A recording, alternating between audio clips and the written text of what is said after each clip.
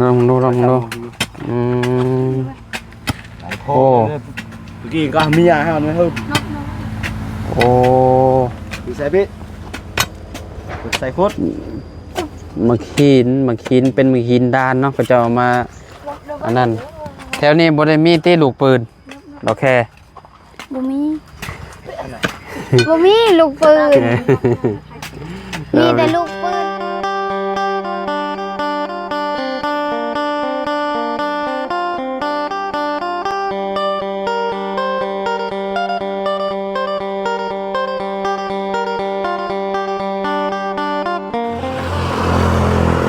พ่อแม่พี่น้องเนาะสบายดีและสวัสดีเด้อพี่น้องเนาะพบพ่อกันกับเฮาเนาะอยู่ที่บ้านน้องดอกแค่พี่น้องเนาะบางเช้านี้คือเห็นสร้างเพิ่นมาขุดคุ้มเนาะมาเคิงอันห้องน้ำน้องดอกแค่เพิ่นแล้วพี่น้องเนาะเอาดีใจนำเนาะหลังจากที่เมื่อวานนี่เนาะลมกับเพิ่นเนาะสบายดีน้องโอ้ขักแรกมื้อนี้เนาะโดยเอาขออนุญาตเนี่ยเนาะเอาทางน้องไซสบายดีน้องไซโอ้มาตรวจงานน้ำพอบ่มาเป็นมือกล้องเป็นมือกล้องให้พ่อไปลงคลิปบ่โดยเมื่อเช้านี่ก็พอดีเลยเนาะเพิ่นพากันมาก็ได้พากันยกเคลื่อนน้องใจดีเนาะซอยกันพี่น้อยเนาะหลังจากที่ยกแล้วก็พากันยกข้าวยกน้ำเนาะ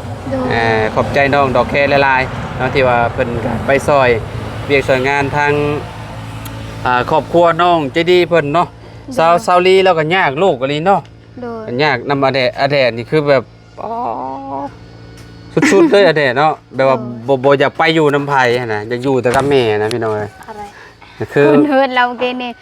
ยับยามาตั้นทางก่อนเรายับเพิ่นน่ะบ่ว่าโดยเราอแดดน่ะบ่โดยยับอย่าเข้าเฮือนเด้อย่าตั้นทางลูกมันเราเป็นเบาเด้ว่าบ่ติและเด็กน้อยเนาะโดยบ่ติดอกเราเป็นเบาเป็นได้แล้วยังเด็กน้อยอยู่เด้พี่น้อยเนาะก็ต้องเข้าใจแหละเนาะติดแม่เด้เพราะว่าเพิ่นอยู่แต่กับแม่ตลอดเนาะไปไสก็อยู่กับแม่คือได้ยินเพิ่นว่าเพิ่นตื่นตั้งแต่ 2:00 นลูก1ข้าวว่าซั่นสวัสดีเพิ่นเนาะยันบ่ทันเนาะคันว่าให้เอาอาหารกันกินมาให้เพิ่นเฮ็ดนี่แฮงสิยุ่งยากอีกพี่น้อยเนาะดีแต่เฮานึ่งอยู่เฮือนน้องคือกันแบบว่าซอยเรานึ่งเห็นกันแบบว่าผู้เดียวเรากับบ่ทันคือกันมีภายในอันซอยเราแม่ซอยเราซอยซาวลี่เฮ็ดได้โดยแม่เราก็ซอยนึงเพราะว่าแม่เรามักตื่นแบบว่าแต่เช้าแฮงเห็นแบบว่าน้องก็ซอยคือกันแบบว่าน้องแบบว่าตื่นช่วยๆหน่อยนึงตื่นช่วยๆจังม่วงช่วยๆ5:00 น5:00 นเนาะ5:00 นก็ยังโอเคอยู่เนาะกับทันคือกันนั่นแหละค่อยจะ4:00 นค่อยตื่นน้องไส้แต่4:00 นค่อยเจ็บท้องมื้อคืนระบ่าวตื่นประมาณ5:00 นปลายๆนี่แหละน้องอาบน้ำอาบในก็ประมาณ6:00 นกว่าแล้วก็ค่อยนอนแล้วก็นัดเอาอันลาบซีดน้ำเอ้ยอันนั้นแล้วก็มาเลยน้ำเอ้ยอารมณ์ดีแหละเนาะเพราะว่าสั่งมาเฮ็ดเนาะพออยู่พอกินอยู่มื้อนี้เนาะคือว่าโอเคเนาะมื้อนี้สร้างมันมาลงมือเห็นห้องน้ำน้องดอกแค่แล้วพี่น้อยเนาะเป็นเจ้าแล้วซักข้าวซักน้ำเรียบร้อยเนาะชายสร้างบ้านใดนี่สร้างบ้านนาดอนอยู่บ้านนาดอนเนาะเปียมุโดยไปเลาะเบิ่งก่อนใช่พี่น้องเสียอ่อนแต่พักอันนี้แล้วข่อยใบใหญ่แฮงดีเนาะสลัดใบนางเลิศนี่สุดยอดแฮงเลยมีแต่ใบสำงามเลยโอ้มันเป็นแบบหินดานเนาะขุดง่ายอยู่หินดานกันมันบ่อนั่นมันแตกอยู่เนาะถ้าเป็นหินเหมือนพวกหินแห่เนี่ยว่างานเขานั่นได้อยู่นี่เมื่อกี้นี่ใช่โอ้นั่นได้ขนาดน้องบางหินนี่เจ้าเอามาทมใส่บ่อดอกแคบ่แบบว่าเขาเฮ็ดทางเขาเฮ็ดคลองนั่นเดียวเขาก็เลยเอามาทมอยู่นี่หมดอยู่เฮือนน้องต้นนั้นนี่พ่อเลยต้นนี้เนาะโดยมุมนี้ก็อันนั้นอยู่พี่น้อยเนาะก็คือกันเนาะแต่มุมนั้นก็ยังคอยขุดไปเนาะใส่อันนี้เลยพี่น้อยใส่ ตอนแรก สแลงเนาะสแลงซับ 3 โมง เพราะว่าบ่ใส่สแลงนี่ก็บ่ได้เนาะ โดย มันแข็งแฮงอ่ะ ได้ อืม ถึงว่าก่อน ใช้ลองมึงดูน้องชายลองมึงดูอืม โอ้เมื่อกี้ก็มียาให้มันไม่เพิ่ม โอ้ ใส่พี่ใส่โคตร มักหินเป็นมักหินด้านเนาะก็จะเอามาอันนั้นแถวนี้บ่ได้มีตีลูกปืนดอกแค่ บ่มีบ่มีลูกปืน มีแต่ลูกปืนมาน้อย ลูกปืนแบบใด บ่ลูกปืนแบบ อ๋อ เป็น ระ ลูก เบิดอันนึงระเบิดโดยบ่มีดอก แบบคืออย่างเช่น คืออยู่บ้าน โดยบ่มี บ้านอะไรน่ะบ้านน้องป้าน่ะมีแต่ลูกสำนิ้วก้อยนี่ บุญจะเห็น ก็เจ้าเอามา บ่นั่นนึง ตั้งแต่สมัยนั้นเด้สมัยก็เจ้ายิงกันเด้ก็เจ้า โดย มันพังไว้อยู่ดินเด้ แถวเฮือนแม่ตั้งจริงหลาย หึ แบบว่าลูกปืนเด้ มีบ่ โดยบอนอันนั้นบนกุกมะขามแถวนั้นแหละ อ๋อมีบ่ โดย ระวังเด้อเฮามันอยู่ทับกง เนาะคือสิบ่มีดอกระเบิดเนาะมีแต่ลูกปืนหรือล่าเนาะ บ่มีแต่ มีแต่ระเบิดโคตร ระเบิดโคตรคืออยู่เนาะชายเนาะ โดย ได้เห็นแล้ววิ นั่นเด้พี่น้อยเนาะซับเพื่อสิแตกก็บ่แม่นไงอีกนี่เนาะ มวยอันนั้นทางก็เด้อก็มวยอันนั้นทาง จ้างเท่าไหร่นี่ชายจ้างน่ะ ทาง หึเอาแล้วว่าเจ้าฮู้น้ำพ่อเจ้าเท่าไหร่อาย อันนั้น ราคา 5 ล้าน อืมโดย5ล้านบ่ ทั้งขุดท่อวิดนำแบบ10 กิโลไปนำ ติดกิโลพร้อมบ่ โดย อืมโอ้5ล้านก็ถือว่าโอเคได้เนาะติดกิโลให้พร้อมพี่น้องเนาะจักหน่อยดอกแค่นี่ก็ใส่สบายแล้วเนาะบ่ต้องไปไกลแล้วเข้าห้องนงห้องน้ำบัดนี้เนาะ โดย น้ำไหลไฟสว่าง ไฟก็ สำบายสัก บ่บุญโคมเพิ่นเป็นลมน้ำเฮาอ่ะอยากต่อไฟว่าซั่นอยากต่อไฟจากเฮือนน้องแต่จริงๆมาเฮ็ดอันนี้ก่อนมาเฮ็ดเวียกก่อนว่าซั่นเนาะก็ โดย ค่อยบอกซาวีแล้วเนาะมีแต่ไปต่อมาโลดแล้วเนาะ โดย อันเฮาก็ต้องได้ใช้อยู่แล้วเนาะไฟฟ้าเนาะอ้ายเนาะเฮ็ดนั่นเฮ็ดนี่เด้เจียพวกบอกพวกบล็อกเนาะใช้มื้ออื่นบ่ แม่น มื้ออื่นมาลงมือเนาะโอเคมื้อนี้เดินทางแล้วเนาะพี่น้องเอ้ยเดินทางกลับบ้านกลับช่องก่อน โดย เนาะอยู่หลายมื้อพอสมควรประมาณ10มื้อบ่จ๊ะ10มื้อพุ่นแหละ บอส 10 มื้อเลย แม่ บอส บ่ฮอดจังได๋ตั้งแต่วันที่19มามื้อนี้วันที่28กว่าแล้วเนาะ แม่นก็10มื้อ11มื้อประมาณนั่นแหละเนาะ โด บ่ ย ชื่อแต่มันหลายเนาะหลายมื้อเนาะพี่น้อยเนาะอยู่หลายมื้อ ก็มียาหาตัวซาดอก มาบัดนี้น้องดอกแค่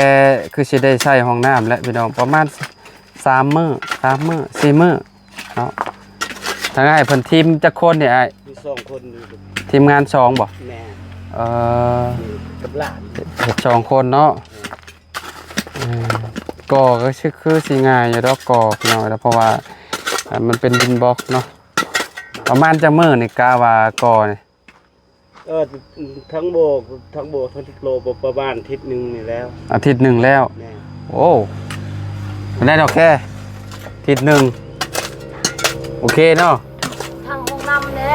เฮ็ดแล้วนึงเพิ่นว่า อืม เฮ็ดเฮือนไปเลยทีนึง เฮ็ดเพื่อนพร้อมบวกกับเพื่อนบ่ บ่ เพื่อนต่างหากติฮะ เฮือนนะห้องน้ำ เพื่อนห้องน้ำ มันคือว่าเพื่อนห้องน้ำ ห้องน้ำนี่แหละ โอ้ยน้องใส่ก็ได้ เฮ็ดห้องน้ำนี่คือแบบพร้อมใช้งานนี่อาทิตย์หนึงแล้วแม่นบ่ แม่น อืมอันขุดอยู่หั่นน่ะติมันสิยากเนาะ แม่น คุณอยู่หันประมาณ4มื้อ พวกหินพวกหยังสิบ่เว้าบ่หลายบ่อยู่หั่น ลาย ขอหลายบ่ได้เว้าแล้วขอเนาะ ลาย ขนาดขุดอยู่ในนี่ยังผูกเต็มอยู่พี่น้องเอ้ยเนาะต้องใส่ ขุดลงทอนี่ จก ได้ยังเนี่ย ใส่หยังแบบอันนั้นเนาะแสลงนอกใส่โอ้เจ้าอันนั้นเจ้าบ่สิ้นเด้ขุดมันก็เจ็บล่ะคือข่อยคือกันขุดนี่เจ็บมือด้าน มันบ่ได้เจ็บมือค่อย มันนานมันแล้ว แต่มือข่อยก็ด้านเหมือนกันมือข่อยกับมือเจ้าอันเดียวกันใช้อันเจ้าของคือบ่เชื่องแล้วบัดนี้น้องดอกแค่โบราณเนาะมือแล้วเนาะ ใส่สมมือในเวลาเฮ็ดเวียกเลย รถเจ้าขี่ได้เลยเนาะบัดนี้เนาะ โดย โอ้เป็นน้ำหมอไผ่นี่เนาะ โดย โอ้คันว่าหมอไผ่ตัวเก่าใช้บ่ได้ก็ต้องได้เปลี่ยนใหม่อีกติ โดย เจ้าเอาไปสาดอยู่ใช้อันหมอไผ่ อยู่เพื่อนน้องไส้ ไปสาดอยู่เพิ่นน้องชายอันเจ้ามีอันสาดบ่อันหมอไผ่บ่น้องชายเออ ใช่เปล่าอันมือเฮาดาดดิถ้าแตะหน้าเฮาก็มันเจ็บหมดเนาะ แม่มันหยาบเด้เวลาเฮาจับเฮาบายอันหยังก็คือว่ามันจะเป็นอะไรเนาะมันบ่คักเนาะ คือมียังนะ มันหยาบนะเวลาบายหน้าเจ้าของก็ยังซ่านะต้องมือนุ่มๆบายหน้าเจ้าของเนาะ มือนุ่ม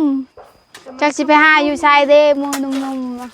ซักให้ตลอดติ ๆโดย เฮ็ดเวียกตลอดติ เสียหญ้าตลอด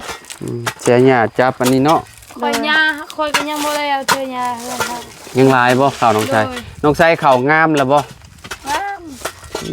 สำได้แล้วออกเขานะ ประมาณข้อมือน่ะ2ข้อมือแล้ว3แล้ว อันนี้ ป้า โอ้3ครึ่งแล้ว ไหวเนาะ ไวเนาะ โตที่เจ้าส่วนเอื้อยไปน่ะ โดน อื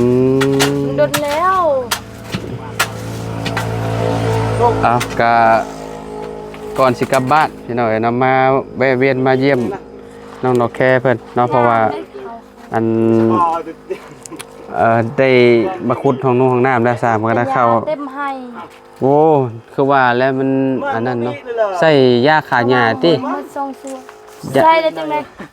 มันก็ตายแหละเขา เอาตัวที่ว่ามันแยกเข้ากับหญ้าก็มีแล้วว่าอันยาขาหญ้า บ่ อยู่บ้านนาบ่าวยังมี เอามันแยกบ่ มีฉีดเวลาเขาฉีดอันอยู่ในก็ฉีดอยู่ในบนบกคือกันน้ำบ่ได้มีอยู่ในบ้านค่อยได้ก็ฉีดเลยหญ้าตัวที่ว่ามันเกิดมาใหม่น่ะฉีดไปเลย โดน เวลาเขาหยอดเข่าหรือว่าเขาหวานเนี่ยเขาก็คุมหญ้าเมี่ยน บ่ เวลาเข่าเขาขึ้นประมาณ3ข้อมือหนึงนี่ก็ฉีดแล้วบ่ตายได้ เขายันตายไม่วิกแน่เด้ครับปู่ ปลูกมันมิกอยู่ทำกันโอ้เรียบร้อยเบิดบ่ได้ดอกจ้ะอืม นั่นแหละเขาจึงว่าขมัง ตกเสียแล้ว มาครั้งนี้ ต้องเสียแล้วอ่ะเสียหญ้าเอาแหละเนาะโอเค โดย สร้างกับขมังค่อยกับขมัง ขมังเฮ็ด แล้วเราบ่ซักข้าวอ่ะอ้าย ฮักก็แล้ววาดซื่อนี่ แล้ววาดนี่เนาะ